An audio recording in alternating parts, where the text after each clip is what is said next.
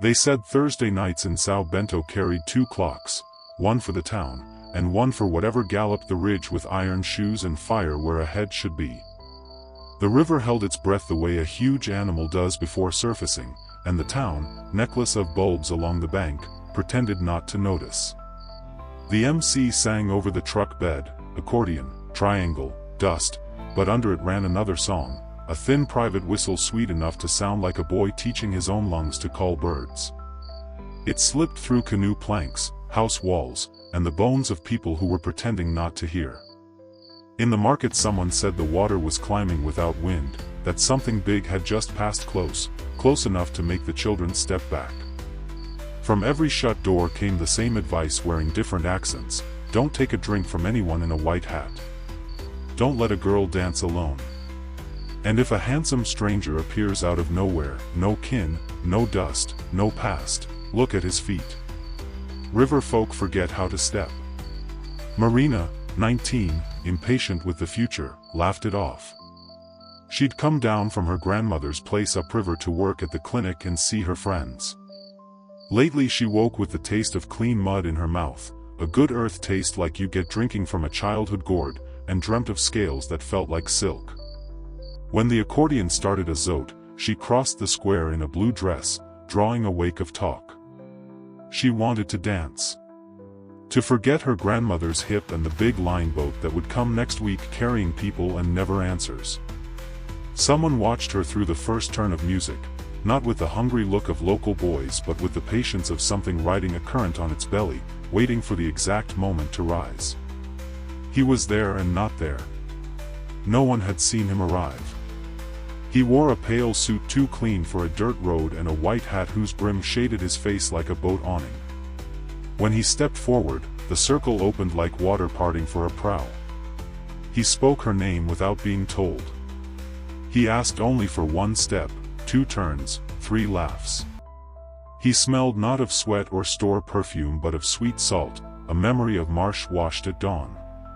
Calm and vertigo arrived in her at once. The stranger had no relatives, and none of a stranger's awkwardness. He danced like he already knew where the floorboards were thin. Then the river did it again, one long sigh that raised no wave, only silence. The MC forgot a word, the accordionist dropped a chord and found it again, a candle on St. Anthony's litter went out, and a boy, serious for no reason, said something had moved on the black beach. The man in white touched Marina's shoulder and steered her to the cool shadow of the bandstand, where the bulbs hummed like trapped insects. He asked for water. She brought 2 bottles. He watched her drink, and it felt as if the riverbed swelled grain by grain, claiming her. The whistle returned. Not a human tune. An old rule blown into a new ear. Those close pretended not to hear, those far put a hand over their hearts, not knowing why. Marina's grandmother, dozing in a hammock upriver, turned and said her granddaughter's name without waking. Down on the pier, idle oars bumped their hooks, eager for work.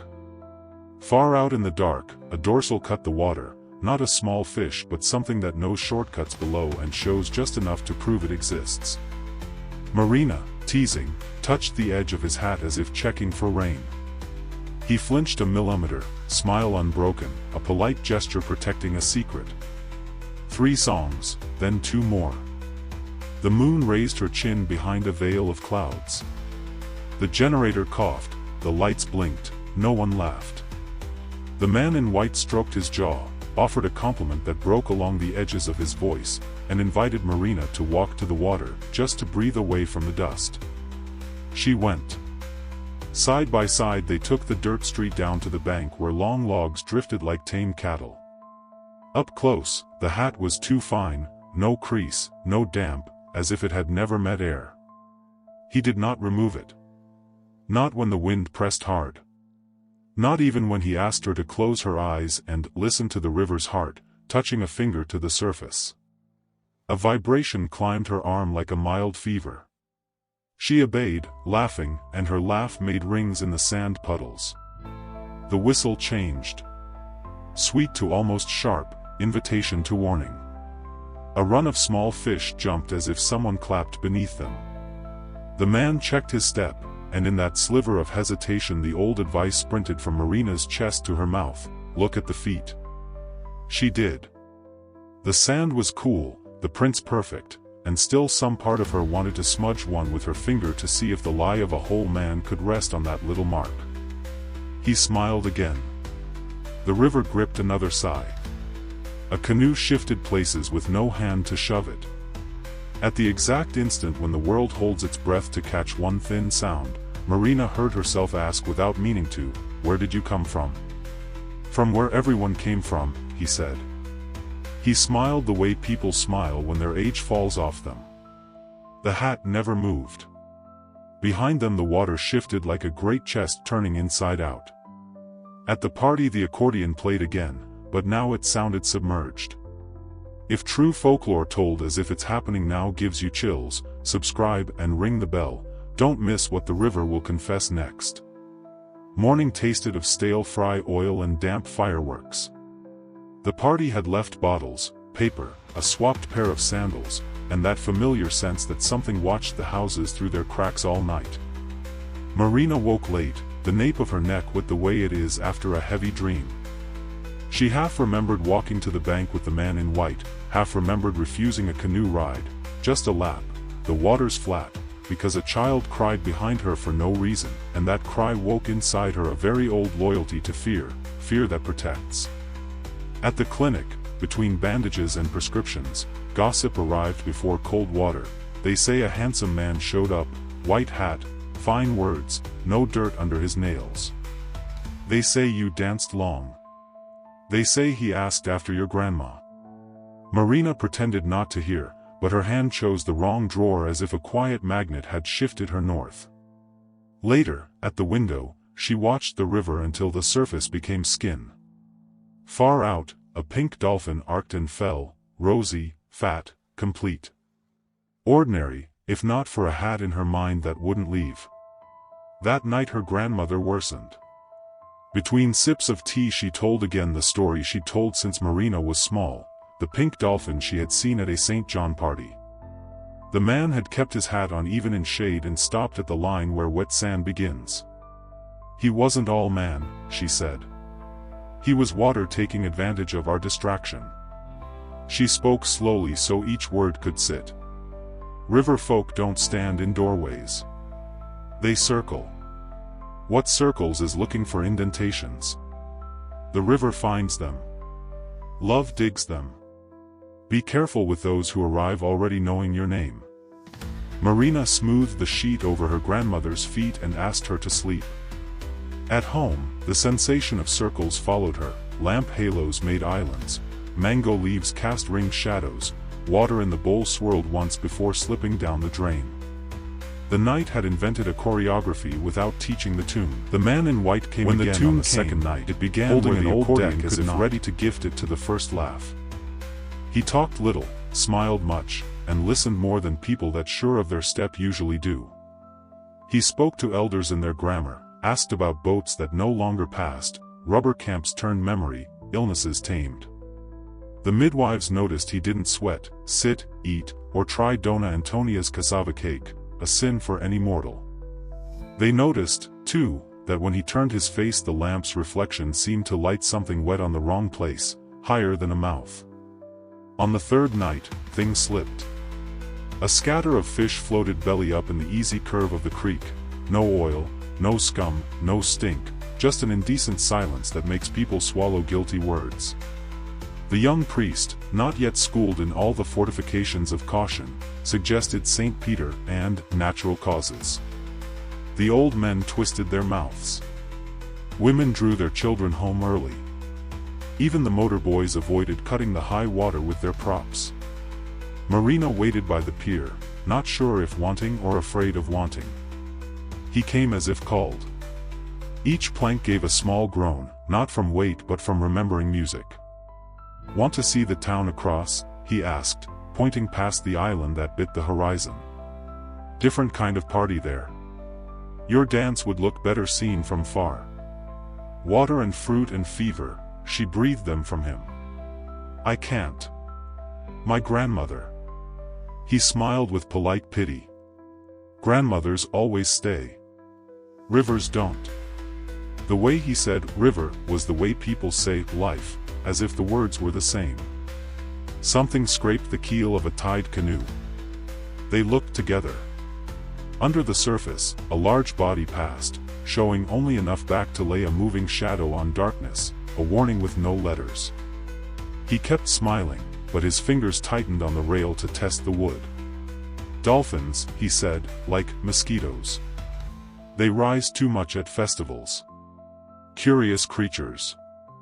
And dangerous, Marina answered, repeating a grandmother's habit. He shrugged like a man who could command floods. Dangerous is what we believe.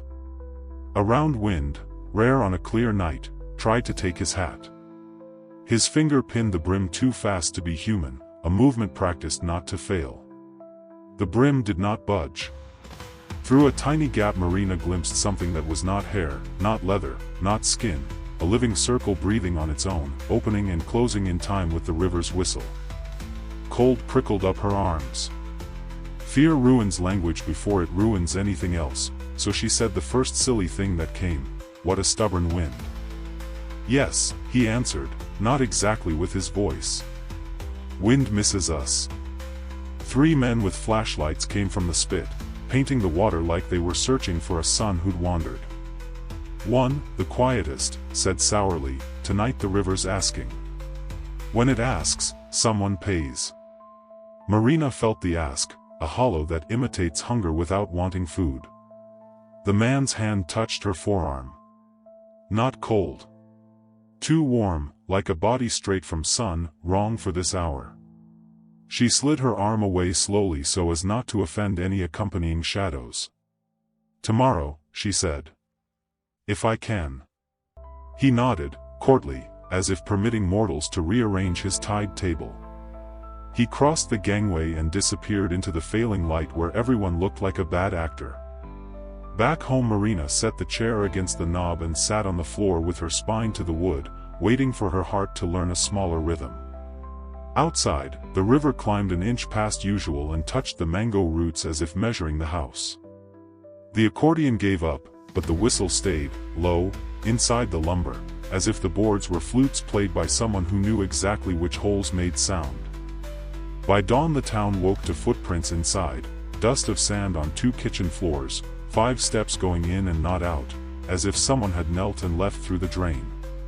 Housewives swore the water level in their clay jars had dropped on its own by 1.5 fingers. A boy claimed he'd seen, through glass, a man singing below the surface, describing him too exactly, mouth open with no bubbles, eyes wide with no sting, hat that didn't wet, so his mother slapped his lips to keep the lie from sticking. Marina decided not to go to the party. She stayed with her grandmother, who prayed out loud in a voice too soft to argue with. The old woman told of another girl, long ago, who'd taken a boat ride with a very polite young man and returned, different. Not sad, not happy. Water-dazed. Slept staring at the ceiling as if staring at the riverbed. Then she swelled from the inside out, and no one could tell how many months, because water keeps a different time. Marina counted the little flowers on the sheet with her thumb like a sum she needed to come out wrong. Outside, the festival insisted. But that night the sound came from behind, like the town had turned its head to watch its fear. Then people saw what they would talk about for years. The procession on water left early, canoes in a straight line, and a girl in the 3rd canoe began a song no one knew. Not a hymn, not a washer's chant, river language. Rowers lost the beat and almost collided.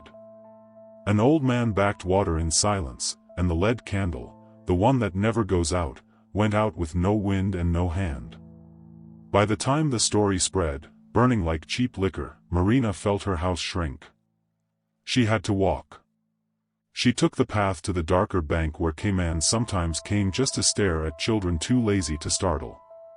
The sky was slow blue, almost black, clouds like wet rubber.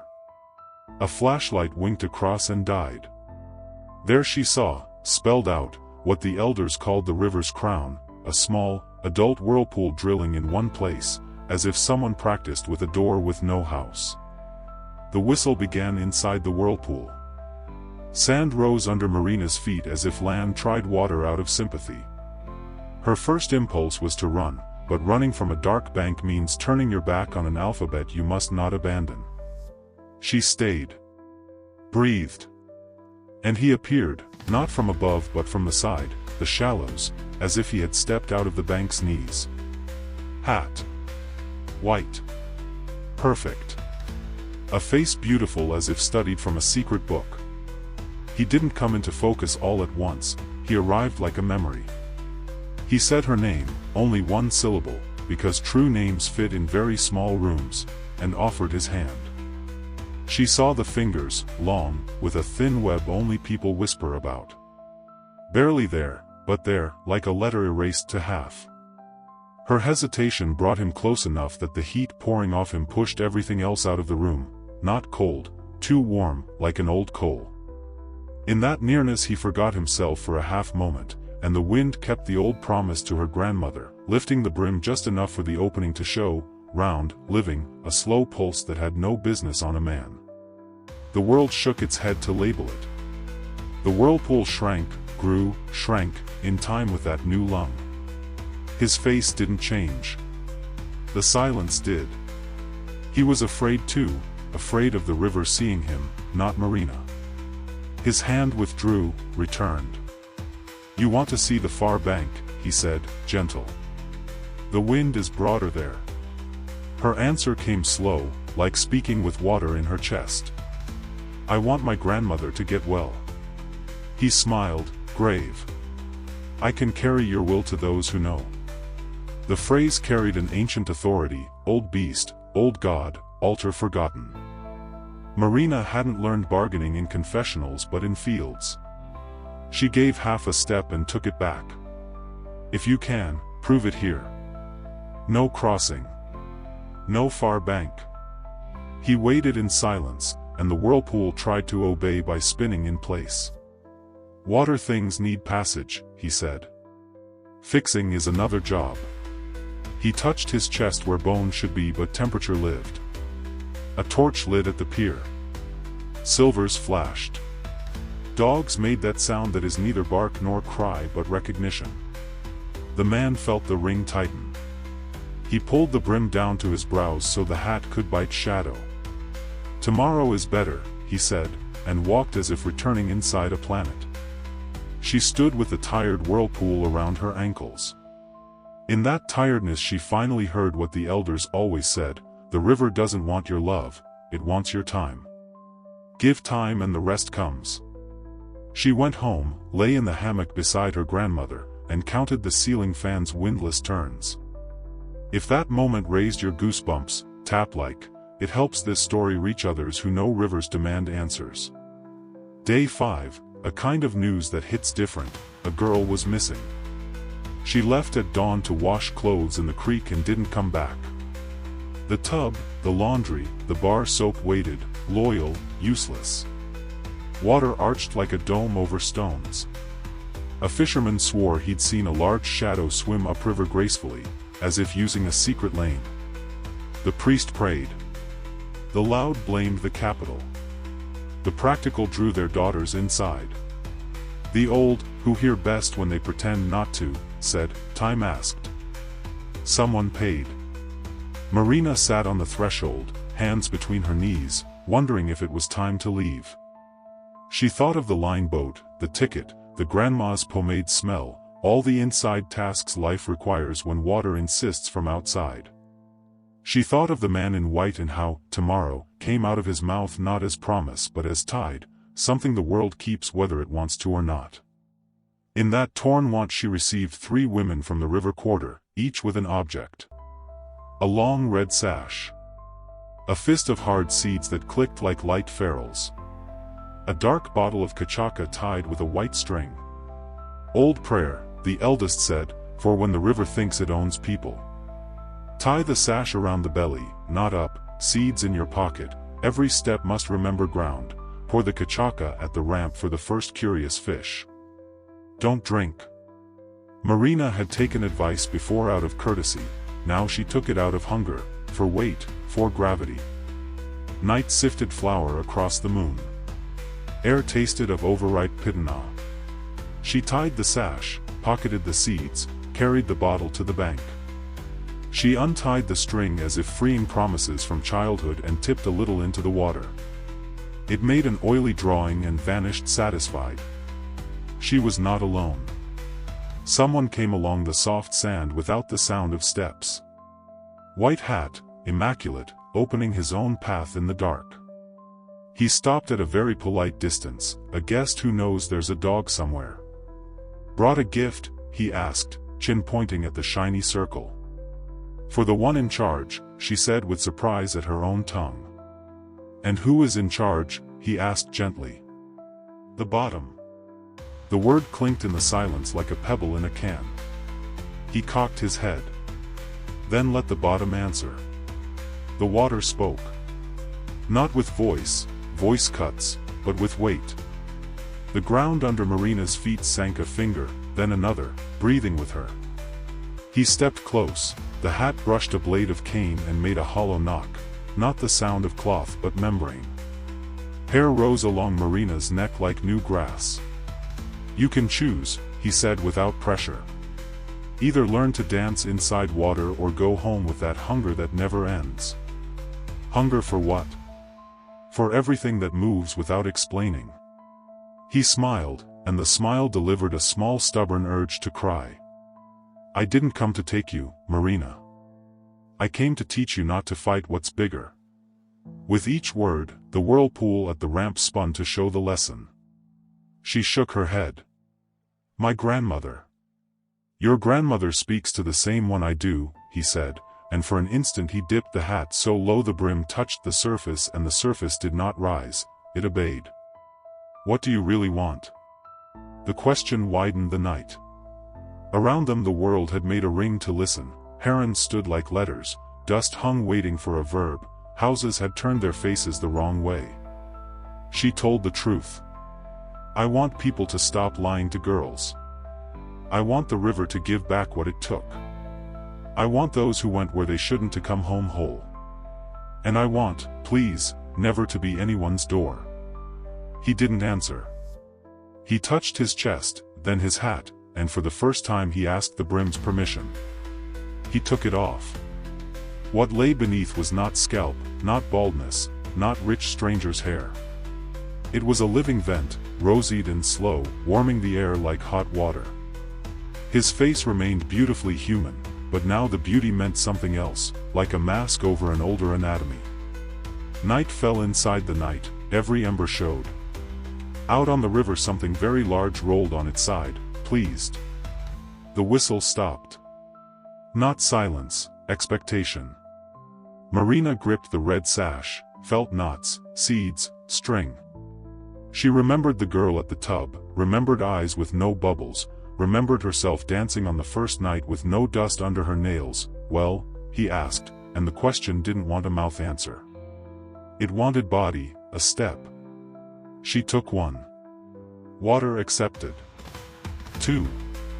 Water climbed a centimeter, obedient. On the third she stopped. Her grandmother coughed far away, full of her childhood. Marina crushed the seeds in her pocket until they hurt.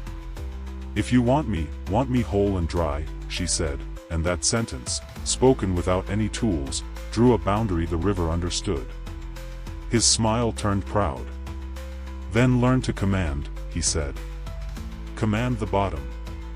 She set the empty bottle down, touched the surface with one fingertip, and spoke, not with throat but with the part that talks to animals and saints. The river obeyed, the whirl eased off her ankle and went to make it circle farther out like a chastened dog.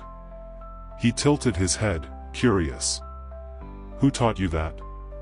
The one who loved me before my name. Your grandmother? The one who taught hers. Seeing someone learn command, the river decided to test. A floating log drifted toward her as if to trip. She said no from inside, and it slunk a palm's width aside, offended. He nodded approval. Now you can cross without asking me. She looked past the island where night drops to a pit. Not tonight.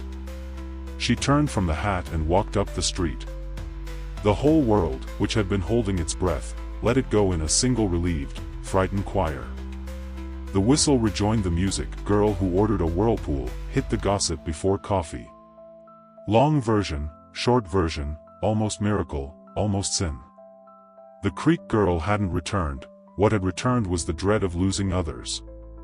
The priest called for a procession on land, no boats that night. Voices rang off walls. Children with candles looked like schooling fish that finally chose the right current.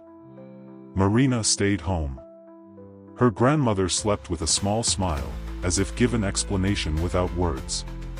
The granddaughter swept the yard, brewed coffee, hung laundry, trying to restore the hands' hierarchy. But the body, clever clock, kept jotting down the river's motion.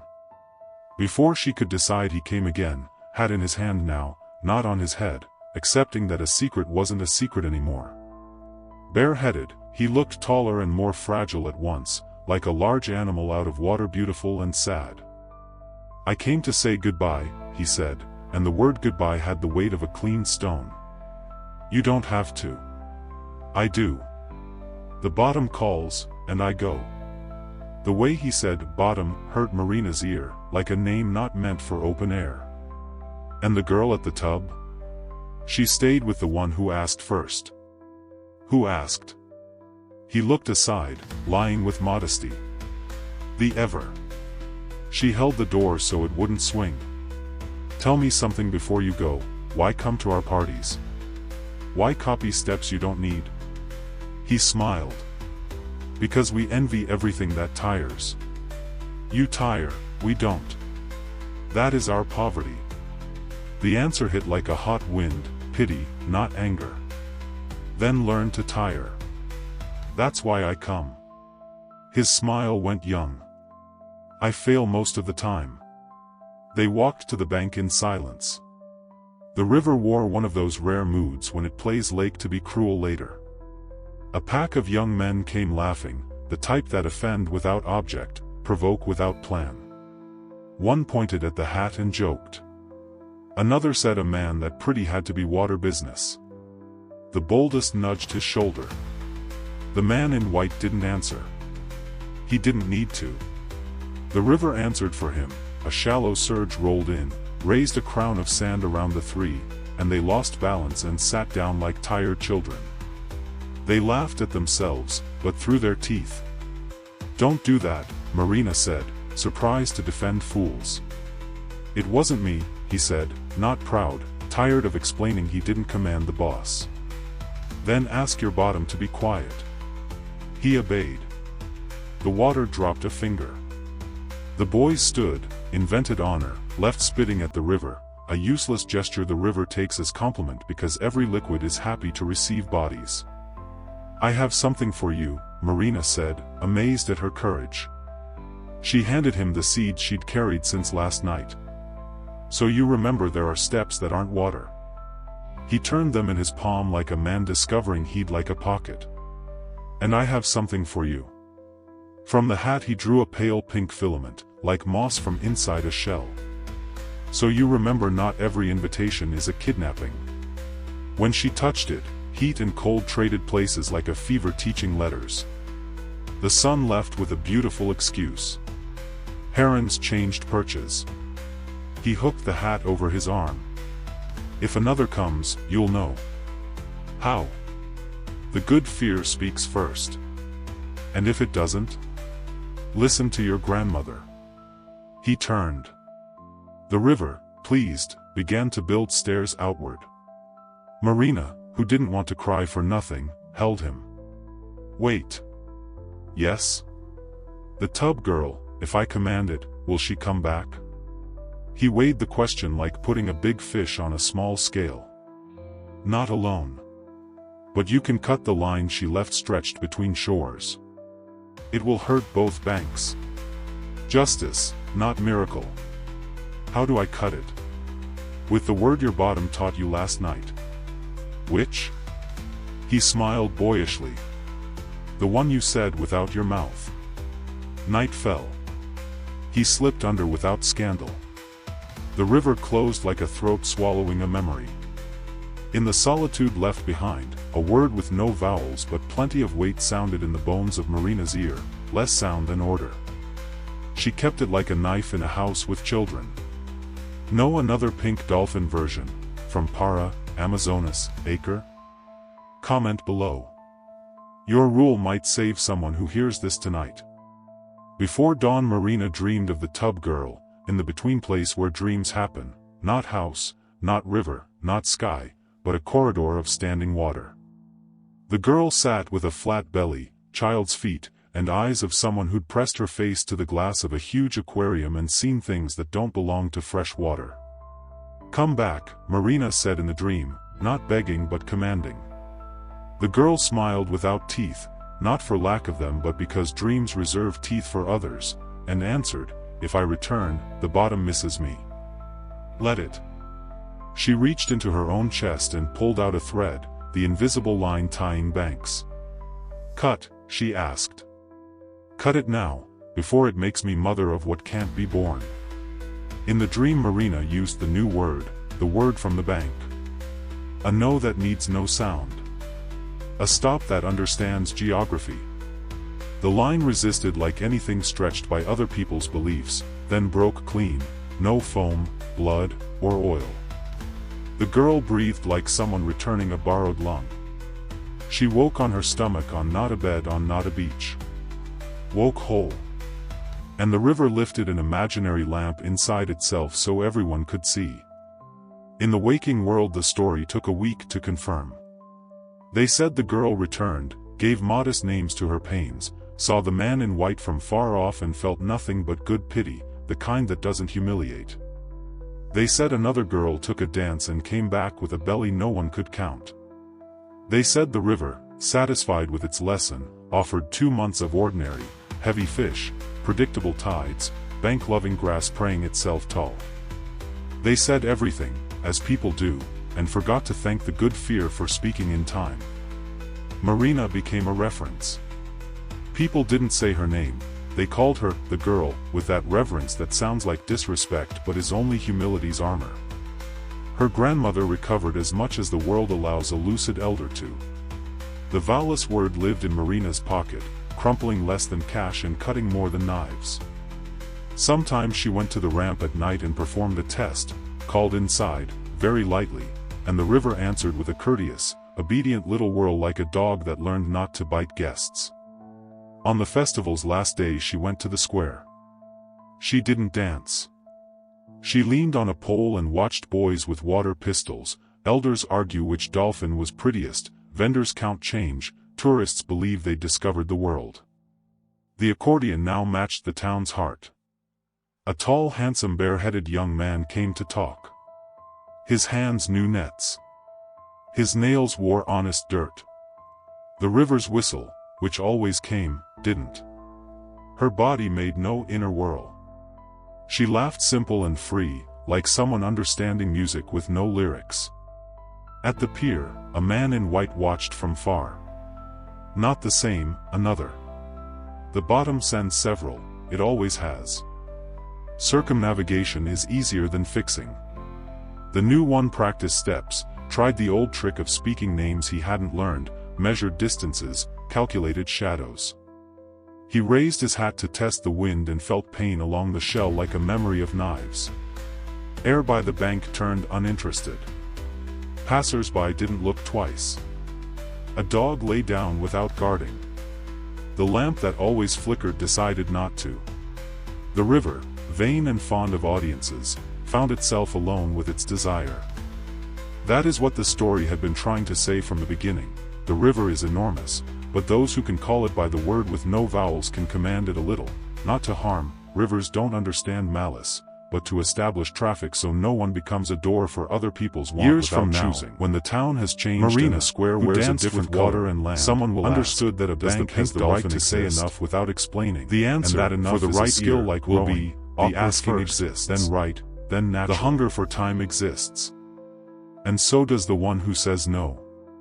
On very hot nights, when the moon sifts flour again, a handsome white-hatted man may appear.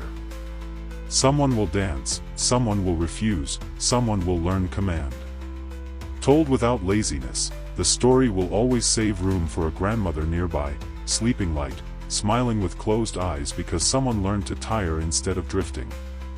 On the last Sunday before the line boat, Marina went to the bank alone. She didn't call. No need. The river, polite, lifted a small thank you whirl. She answered with the vowelless word at the volume of blowing out a candle. The whirl loosened, pleased. As she turned up the street, a little girl played ring-around in the sand. The girl looked at the water, solemn the way only children can be, and asked, "If I fall, will you tell me to come back?"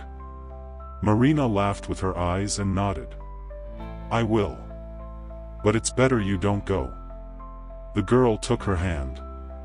The world, obedient for a heartbeat, remembered the difference between invitation and kidnapping, between dance and drag, between tide and order. For more Brazilian folklore told like live true scary stories, with respect, good fear, and truth, subscribe to Relatos Paranormals de la Noche and turn on the bell. The river has more stories. So do we.